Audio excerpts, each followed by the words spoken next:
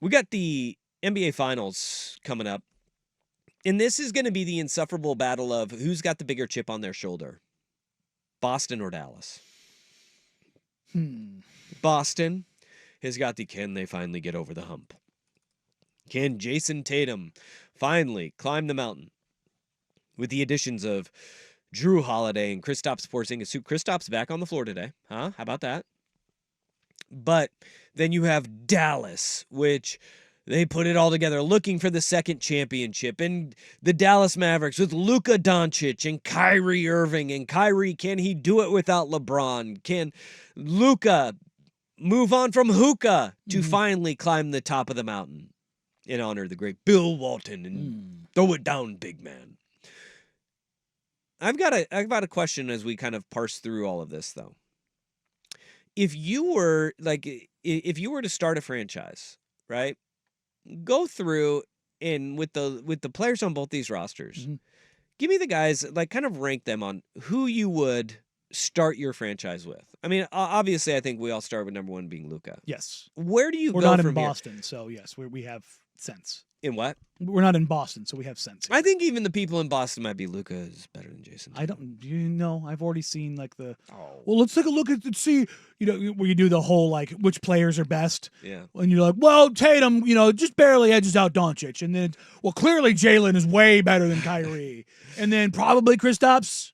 That's a matchup that they win to, and it's like, all right, guys, let's chill here. It's Luka, and it's Luka by a pretty substantial margin. Yes. If you were looking at it objectively, Luka is one of the best players in the world. Three best players in the world right now, healthy, hand down. It's Jokic, Giannis, Luka in whatever order you want to put them in, depending on how you frame it. Luka's there. He's that dude. So yes, for me, it's unabashedly, unequivocally Luka. Number 2 is Jaylen Brown. Oh, you've got Jaylen Brown, huh? For me, yes. Okay. Then Tatum. Then it gets interesting because I don't know if I go with Derek White or Drew. You don't have Jason Tatum? No, I said I would go Tatum. I said Brown then Tatum. Oh, okay. I said then Tatum. Okay. No, Tatum's third for me. But Okay. then I don't know if I would go Brown. I'm sorry, if I don't know if I would go to White, the other color here, White or Drew. Drew's a harder kind of thing to work with necessarily, but his talent on the top end is so good. Josh Hart's getting kind of killed right now because he was on, I want to say it was Thanasis on Kupo's podcast, talking about impact. And he said Derek White's impact is probably the most pronounced on the Celtics because he just, whenever you need a play, he makes it.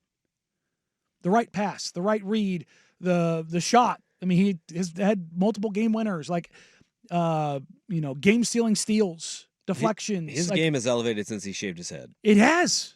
Bald Derek White is the truth. Mm-hmm. And he's like the highest level glue guy possible. Like, if he was your best player, you're not going to the top. If he's your third best player, you're in a really good spot.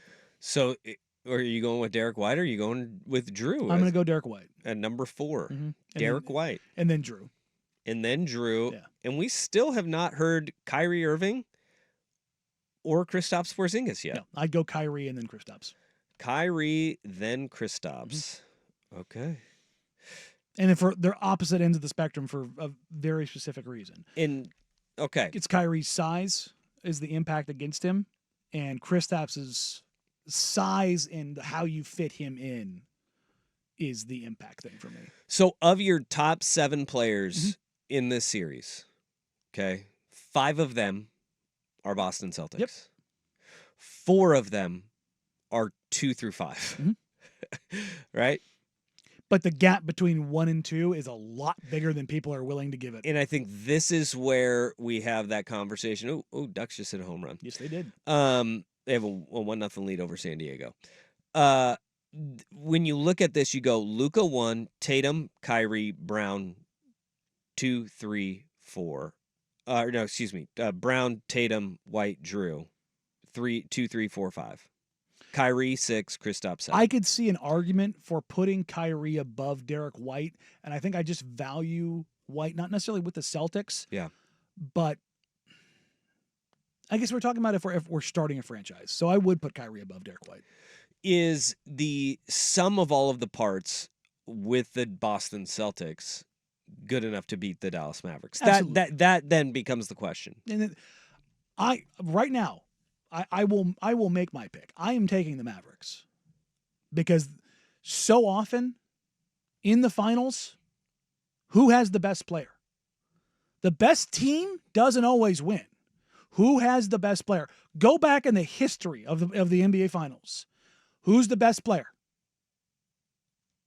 Who wins? Look at it over and over and over again. That is the thing. Because if you can't stop that, and nobody, whether it's the young and athletic Oklahoma City Thunder, whether it's the biggest and one of the most physical teams in the league in the Minnesota Timberwolves, whether it's some version of the Clippers, they have gone through and they have buzzsawed them all. Just buzzsawed through them. And the thing about it is their path has been significantly tougher than Boston's. Way tougher. And they have crushed it. But that is also, you look at, Boston lost 2 games. Mm-hmm. They lost For sure. 2 games. For sure. And one of them was a historic shooting night by the Miami Heat. And the other one was just off in La La Land, right?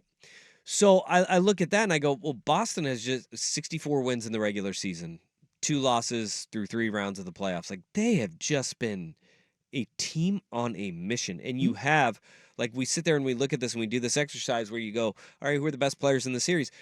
5 of the top 7 players in the series. You will lean towards Boston.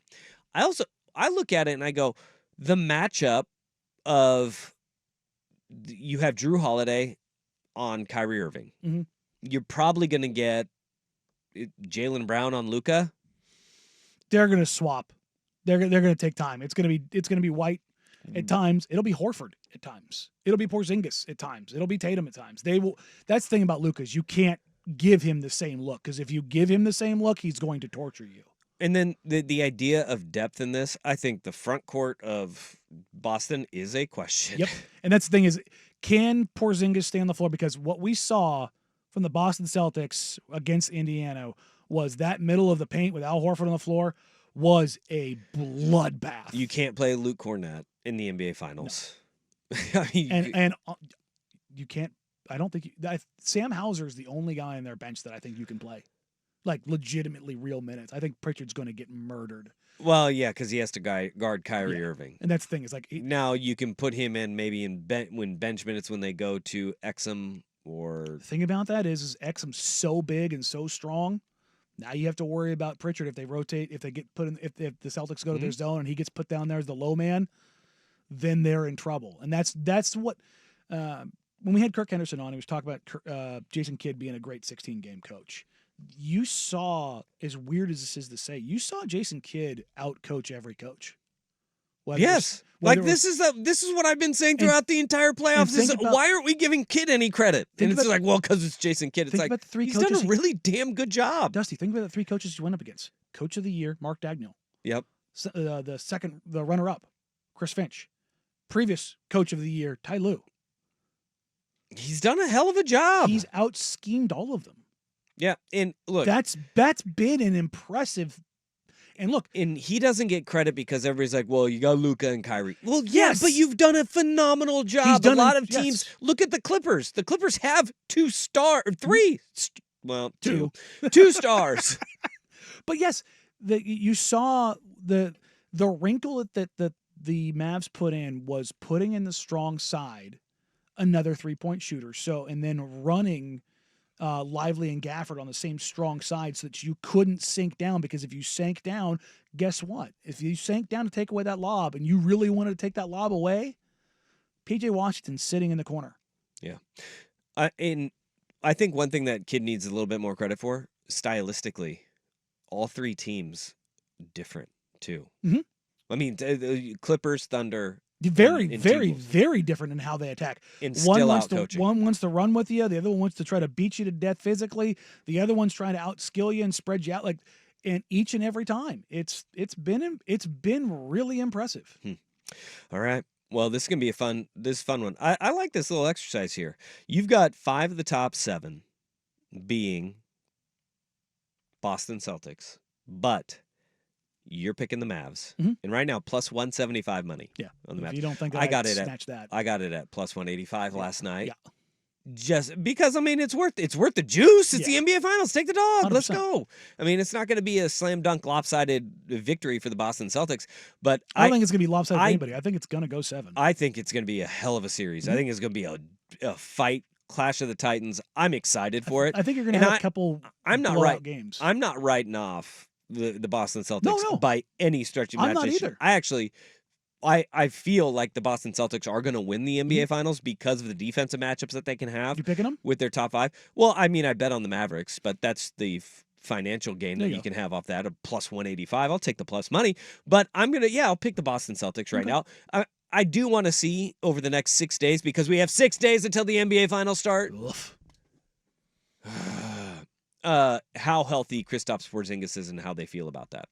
And that will make me feel a lot more confident in the Boston Celtics, because if they don't have Porzingis, they change so dramatically with that depth in the front court. All right, hey, follow the money, baby. Danny and Dusty on the Fan.